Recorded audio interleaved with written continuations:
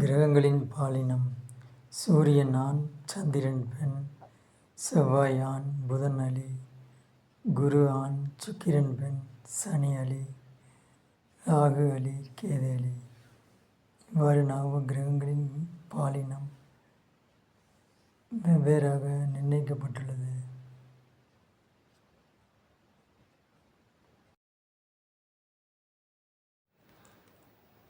கிரகங்களின் மலர்கள்: சூரியன் செந்தாமரை, சந்திரன் வெள்ளை அல்லி, செவ்வாய் செண்பகம், புதன் வெண்காந்தல், குரு முல்லை, சுக்கிரன் வெண்தாமரை, சனி கருங்குவளை, ராகு மந்தாரை, கேது செவ்வல்லி.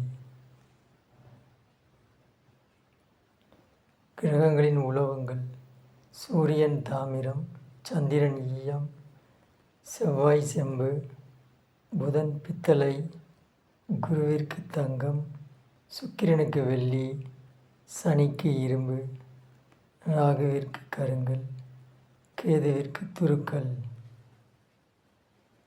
கிரகங்களின் ரத்தினங்கள்: சூரியனுக்கு மாணிக்கம், சந்திரனுக்கு முத்து, செவ்வாய்க்கு பவளம், புதனிற்கு மரகதம், குருவிற்கு புஷ்பராகம், சுக்கிரனுக்கு வைரம், சனிக்கு நீலக்கல், ராகுவிற்கு கோமேதகம், கேதுவிற்கு வைடூரியம்.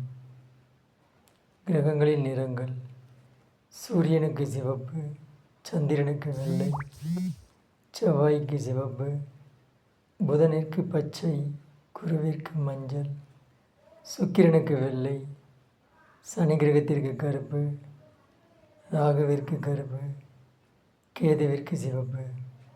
கிரகங்களின் தேவதைகள்: சூரியன் சிவன், சந்திரன் பார்வதி, செவ்வாய் முருகன், புதன் விஷ்ணு, குரு பிரம்மன், சுக்கிரன் லட்சுமி, சனி முனீஸ்வரன், ராகு பத்ரகாளி, கேதுவிற்கு விநாயகர் அதாவது கணேசன்.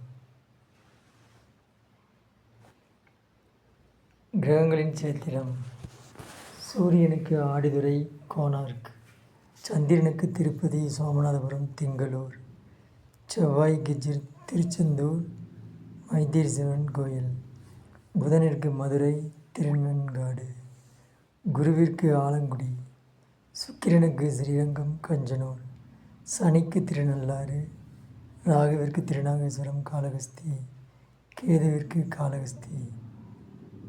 கிரகங்களின் திசைகள்: சூரியன் கிழக்கு, சந்திரன் வடமேற்கு, செவ்வாய் தெற்கு, புதன் வடக்கு, குரு வடகிழக்கு, சுக்கிரன் தென்கிழக்கு, சனி மேற்கு, ராகு தென்மேற்கு, கேது வடகிழக்கு.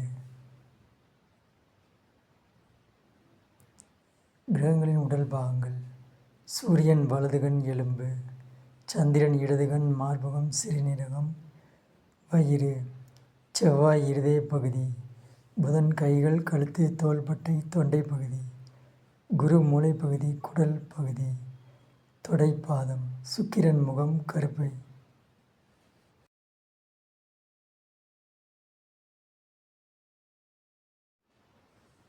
சனிக்கு பிஷ்டம் மூட்டு முழங்கால் ஜீரண உறுப்பு, ராகுவிற்கு குடல் மலக்குடல் காது தலை, கேதுவிற்கு நகம் முடி ஆசனவாய் மற்றும் மர்ம உறுப்பு.